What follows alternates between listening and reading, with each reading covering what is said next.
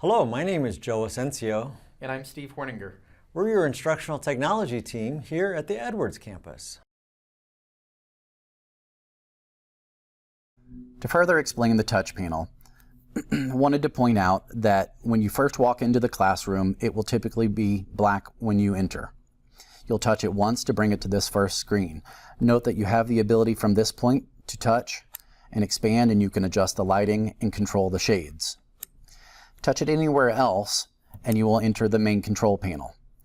From this point across the top, we'll address first most of the inputs that you'll be utilizing. First is the room PC. If you're connecting via laptop, via VGA or HDMI, you would use one of those selection points. Note that if you're using HDMI, currently there is an HDMI port, but no cable, so you'll need to supply that. If you choose to play DVD or VCR media, you would select the DVD or VCR. You input the media into the player found approximately at your knees in the control rack. From that point, you can then control the media from here, selecting either DVD or VCR, and then controls for pause, fast forward, so on and so forth can be found there. Also, utilizing the document camera that we talked about a moment ago, you can select a document camera and that will turn on the document camera and allow you to function and control from here. There's a black screen button that allows you to mute the screen if at any time during the class you need to do something that the students do not need to see. There is a preview. Remember, there is a camera mounted at the rear of the classroom, and this is a preview to show you what the camera is seeing. You can turn on or off the camera by selecting the power button. There's also a camera control that we'll talk about further about how to make adjustments to pan, tilt, and zoom the camera. Across the bottom, please note first in the bottom right is the microphone input, and you can turn on and off the microphones.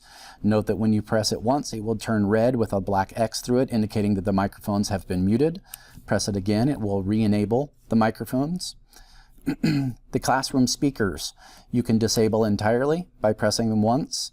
Notice again, you get a red button with the white do not, indicating that the speakers have been disabled entirely. That is a global disabling, so anything going on the computer or anywhere else will mute all sound coming through the room speakers.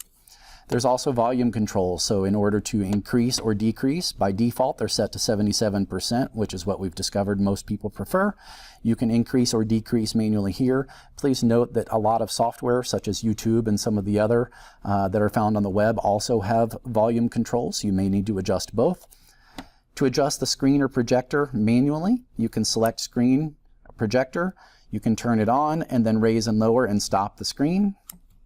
Then again, as we did a moment ago, there's also controls for the lights and shades. Press again in order to minimize that panel. When you're finished, you'll select the red power button. This will indicate that it is shutting down the system. If you're ready to proceed, you can select yes. One additional thing I would point out is the screen and projector does not need to be manually adjusted. Anytime you select your first input, which we'll do in a moment, will allow the screen and projector to automatically begin. The projector will be turned on and the screen will be lowered. To illustrate the automation of the room projector and slides, notice that whenever you select one of the inputs across the top, the projector will fire up and the screen will come down. So if I select the room PC, notice we get the projector warming indication with an orange bar across the bottom that will progress from left to right. Behind me, the classroom screen is lowering, and in a few moments you'll have access to be able to make additional controls. You cannot make any additional adjustments while the projector is warming. At this point, the projector is displaying what I have on the PC computer content. You can see in the camera image, if you can see this now, you can see in the camera image that the projection is now being displayed behind me. The screen has been automatically lowered. You can toggle between different inputs now at this point, and the projector has already been prepared, so you can toggle between inputs as you so desire. Again, once you're completed, you can select the power button. When you're finished with class, select yes, and this will disable everything. Notice that the projector is being cooled. Behind me, the screen is going up. please don't forget to log off the classroom computer. While we have disabled the room control system, lighting and temperature will remain constant and controlled for at least 5 minutes until the motion sensors do not detect any activity in the classroom. Thank you.